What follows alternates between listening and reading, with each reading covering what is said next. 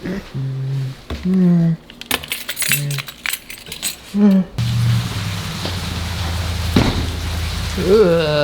going on, boys? Welcome back to the channel. I hope you guys are doing well. Dude, we are en route to GT International on a rainy, gloomy day here in Texas, man. It is nasty out here today, and drivers are just absolutely awful. But we are almost to GT International, and today's the day, boys. Today we are figuring out if the motor has to be replaced or not in Project 911. We are going to remove some spark plugs, do a bore scope, see if possibly, somehow, it is just the oil air separator that needs to be replaced in this motor to get it back up and running again. So, yeah, like I've told you in previous videos, the previous owner and the shop that diagnosed that this motor was blown did not do a bore scope. So, I mean, who knows if the engine is actually blown like they said it is. I mean, it might not be. So we're going to do a bore scope. We're going to do everything in our power to determine if it could possibly be just a bad oil air separator, and if that's the case, then we will address that. Probably address IMS, not all today, but the goal today is to see if we can fix the engine with by replacing the oil air separator. So I'm almost to GT International. I'm gonna pull in here, park, and let's see if Webster's got that thing up on a lift already. I'm so stoked for this. If it turns out to be just a bad oil air separator, that's going to be absolutely insane. Hey, an E36. What's up?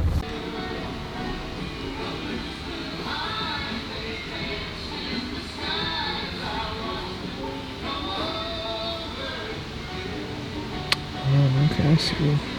Everything's looking okay on this one. What cylinder is that? So this would be 6. And that is the one with the issue.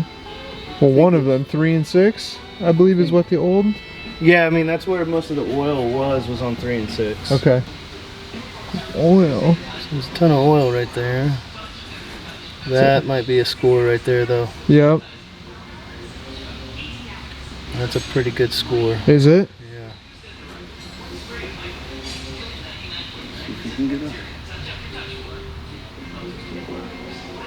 And that's going all the way up the cylinder. Okay, so the way we're looking at it right now is this is vertical?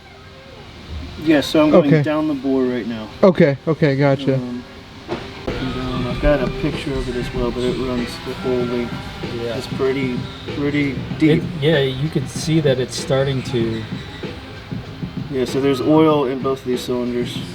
There's a lot in 3. 3 and 6.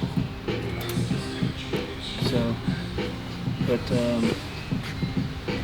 here's the picture of that. It's deep. Yeah, it's a good one. It's a pretty deep one.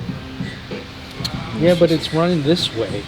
It's running concentric, right? No, that's running up and down. Oh, it is? That's me going in and out. Oh, okay. So it's running the length of it. So what do you guys think? Some JB weld in there? Call it a day? Damn. So it's a pretty good gouge.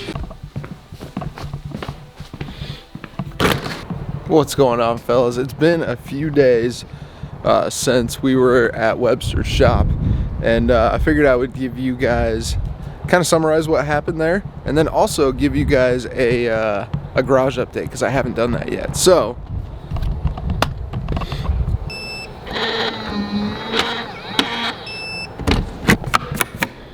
you guys have seen this a lot, but I haven't really given you a good update since I pretty much more or less finished it. There are a few things I'm waiting to get, but for the most part, it's kind of done. I'll walk through some things, and then I'll go over the Porsche update with you.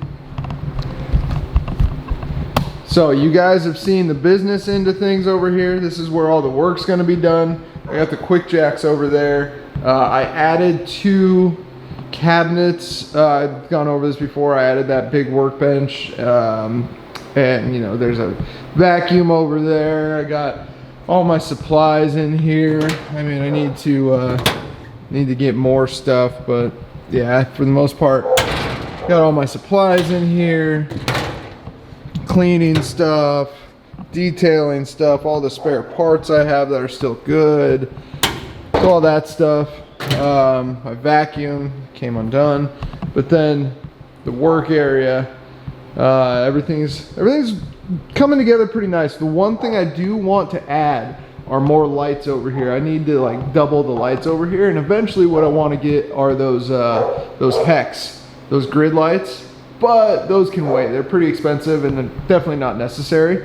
But the part you guys haven't seen is the man cave part. So here's what I've been working on. Got the air compressor, not part of the man cave, but from basically there over is man cave. So I had this poker table built, custom poker table, used the same material that I used in my E36 for the seats. So Alcantara rail with the M-Rain center section. So it's pretty cool because both my cars have that type of pattern. Same with the E36, which I'm sure you guys have seen. So I had that custom made. I found an outlet store to buy these computer chairs, so I got those at a discount. Then I found this like commercial grade mini fridge. It's true, I'm sure you've seen them in like gas stations and stuff. So this will be the beer fridge. I don't even know if I can put that on YouTube, but yeah, that'll be the beer fridge. Then I had these chairs. I just didn't know what to do with them. So I went and bought these whiskey barrels to use as like, you know, drink holders, whatever. These whiskey barrels are dope, man. They're actually real whiskey barrels that have been used and then sold, and I bought them. So then we got the poker table. Over here is going to be the cigar, kind of the cigar area. I have a cutter, but I'm gonna need like an ashtray and some things.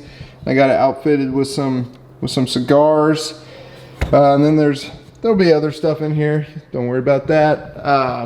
And then I got the ice maker. I'm going to get some kind of I don't know. I'm gonna get some bar glasses and stuff and put them there.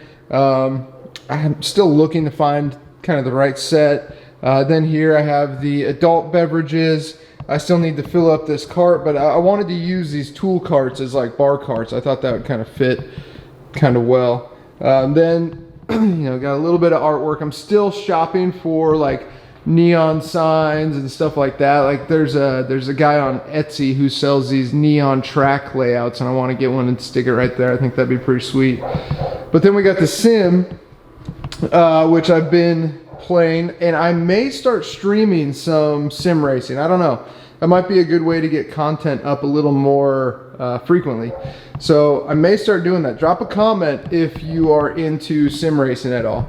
And then we got another whiskey table. This one's actually well, I think that might be a wine barrel table, but it's actually a big one. And I got that to hold the remotes and stuff like that. And then we got the TV. We got Best Motoring. That's always playing up on this. So that's cool. And then I think right here I'm gonna get like a little arcade game or something. Maybe like, you know how Life Apollos has those arcade games in the background. So, I mean, that's pretty much it. Like I said, I need to fill up the beer fridge. I need to fill up the cigar box. I need to fill up the alcohol box.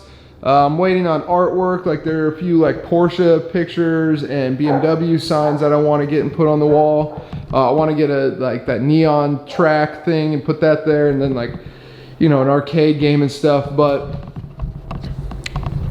all of that can wait. It's not, you know, I'm not in a huge hurry for that, so that's not too big a deal. The biggest thing was just getting this thing actually done, and that, you know, to a good point, and that's where I think it's at now. So in regards to the Porsche, like you just saw in the beginning of this video, Webster and the guys at his shop truly believe it's just a bad air oil separator. So they're going to change that out. They're also going to look at the IMS to see if that has been replaced, can be replaced, because I know some of them are non-replaceable. And then we're going to check out the clutch as well, because there's two ways to approach that air oil separator. You can go in from the top, which is a huge pain in the butt, or you can go in from underneath, drop the trans, and it's much easier. It takes about the same amount of time from what I'm told. And that way you can also check out the IMS and the clutch and see how those things are looking as well. So that's what we're going to do. Fingers crossed, if it ends up being a bad air oil separator and that's it, what would you do? I mean, I got that thing for right around like 13, I think, somewhere around 13. Air oil separator install, you know, say $1,000, $1,500. So say that puts me at 15 grand for a running 997 with around 100,000 miles. That leaves me a lot of room to build it or a lot of room to flip it.